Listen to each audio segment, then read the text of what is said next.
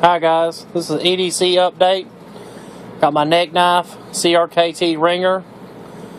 Got my flashlight, the QP2XL by Quark. Duct tape wallet, self-made. Gerber diesel multi-tool, ballpoint pen. Stanley, made in USA, carpenter's knife. Got this small compass. It's got a compass, whistle, magnifying glass, and a thermostat in it. I got a small mini light here. Swiss Army knife, just small. I think it's a officer model. CRKT21, previously reviewed. Backup mag for my Glock 33.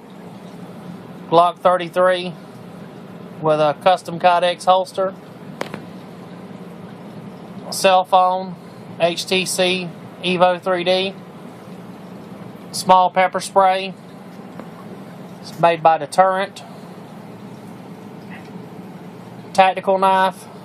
That's the Camillus Cutlery boot knife, made in the USA. Strap works. Nylon belt. Pockets. Multi-tool carrier. Magazine holster. And that's pretty much it. I think I covered everything. Thanks.